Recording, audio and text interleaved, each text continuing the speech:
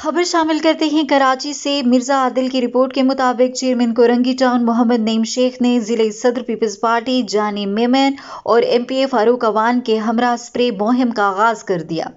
Town office में spray मशीनों में जरासीम पुश दवा डालकर मुहिम का आगाज किया गया है। इस मौके पर अपोजिशन लीडर मोहम्मद हारून, यूसी चेयरमैन, वाइस चेयरमैन और दीगर अफसरान भी मौजूद थे। स्प्रे मुहिम डेंगू, चिकनगोनिया और मच्छरों से फैलने वाली बीमारियों की रोकथाम के लिए शुरू की गई है।